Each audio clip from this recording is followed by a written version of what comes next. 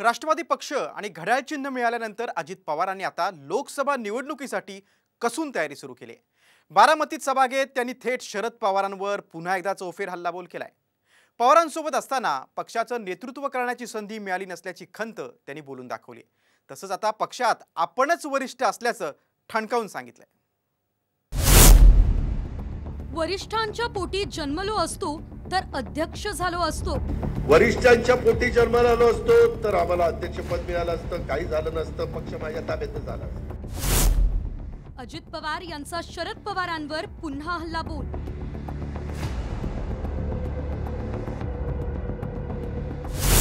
आता आपणच वरिष्ठ, अजितदादांचा दावा। आता आपणच वरिष्ठ, आता कोणाची काय, त्याच्यावर आपण घेऊ तो निर्णय फायनल। राष्ट्रवादी काँग्रेस पक्ष आणि घड्याळ हे चिन्ह मिळाल्यानंतरही अजित पवार यांचा शरद पवार गटावर हल्लाबोल सुरूच आहे। बारामतीतल्या सभेतून अजित पवारांनी पुन्हा एकदा थेट शरद पवार यांना लक्ष्य केलं। वरिष्ठांच्या पोटी जन्मलो असतो तर आपणच अध्यक्ष झालो असतो असं म्हणत त्यांनी पवारांवर चौफेर टीका केली।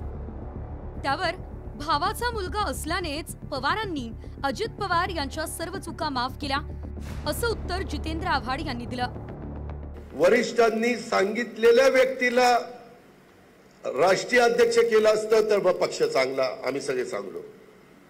आम्ही अध्यक्ष झालो की निवड ही बेकार, यांनी पक्ष चोरला। अरे चोरला म्हणजे आम्ही वरिष्ठांच्या पोटी जन्माला आलो असतो तर आम्हाला अध्यक्षपद मिळालं असतं, काही झालं नसतं, पक्ष माझ्या ताब्यात झाला असता। आला असताना हे का तुमच्या सख्या भावाच्या पोटीच मी जन्माला आलो ना। जे काय 4 वेळा उपमुख्यमंत्री पद मिळालं ते फक्त आणि फक्त साहेबांमुळे मिळालं। हे निदान उपकार तर मनात ठेवा, कृतज्ञता तर व्यक्त करा। इतका कृतज्ञ आणि परत त्याला रक्ताचं नातं जोडायचं। मी तुमच्या भावाचाच मुलगा होतो ना। अरे तू त्यांच्या भावाचा मुलगा होता म्हणूनच उपमुख्यमंत्री झालास, तू त्यांच्या भावाचा मुलगा होता म्हणूनच तुला सगळं माफ केलं। आमच्या सारख्या मागास जातीचा जितेंद्र आव्हाडने असं काय केलं असतं ना, आमच्या मागच्या भागावरती लात मारून आम्हाला हाकलून दिलं असतं। निवडणूक आयोगानं राष्ट्रवादी पक्ष अजित पवार यांचा असल्यावर शिक्कामोर्तब केलंय। त्यामुळे आता आपणच वरिष्ठ असं अजित पवार म्हणालेत। तर अजितदादांना पुत्रापेक्षा मोठं समजणं ही पवारांची मोठी चूक, हा हल्लाबोल आव्हाडांनी केलाय।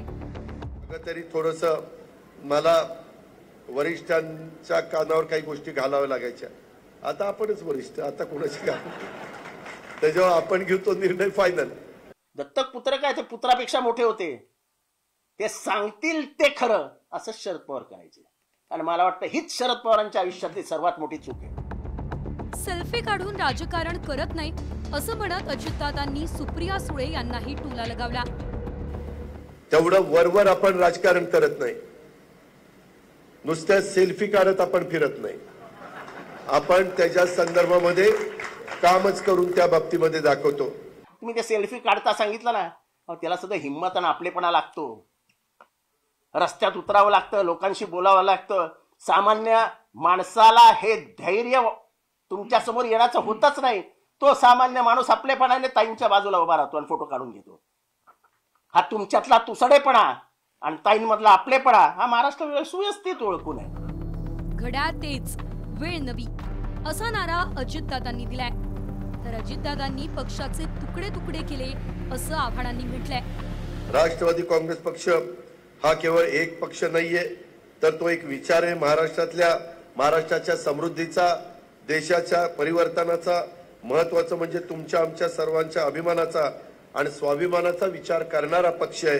घड्याळ तेच वेळ नवी, हे मात्र आपण कदापि विसरता कामा नये। अरे कमीत कमी त्या पद्मसिंह पाटलांनी एक तंबू तरी सांभाळून ठेवला होता। तुम्ही तो तंबू पण सांभाळू शकला नाही। अख्खा शरद पवार गट तुमच्या हातात असताना तुम्ही त्या शरद पवार गटाचे तुकडे तुकडे करून टाकले। किती जण तुमच्यामुळे पक्ष सोडून गेले सांगा अजित पवार जरा। तुमचे आणि प्रफुल्ल पटेलांचे किती सुमधुर संबंध होते काय आम्हाला माहित नाही? तुमचे आणि भुजबळ साहेबांचे किती सुमधुर संबंध होते ते काय आम्हाला माहित नाही? पण उगत साहेबांना डचायला जाऊ नका। बात निकलेगी तो दूर तक जाएगी। कार्यकर्त्यांना कामाला आपल्याशिवाय पर्याय नसल्याचंही अजितदादांनी म्हटलंय. बरं, इतके दिवस काय होतं, तुम्हाला दुसरा पर्याय नव्हता.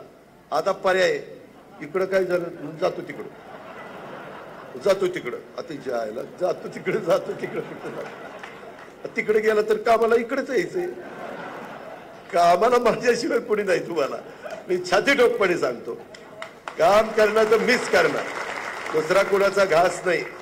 कारण जर असतं तर 15-17 वर्षात दिसलं असतं काम. आणि लोकशाहीमध्ये लोकांचा अधिकार आहे. तुम्ही मला दिलं नाहीत तर मग मी माझा तुमच्याशी संबंध तोडून टाकीन. हे ब्लॅकमेल करू नका ना, हे धंदे बंद करा. घाबरता काय? निवडणुकीला सामोरे जाताना सांगायचं की लोक हो, तुम्ही निर्णय घ्या, तुम्हाला काय वाटेल ते वाटतं ते करा, पण मग मी परत येणार नाही बारामतीत आणि माझा आणि तुमचा संबंधात संपला. हे ब्लॅकमेल कशाला करायचं? निवडणुकीच्या तोंडावर पवार विरुद्ध पवारांमधला हा संघर्ष आणखीनच तापण्याची शक्यता आहे. ब्युरो रिपोर्ट, साम टीव्ही न्यूज.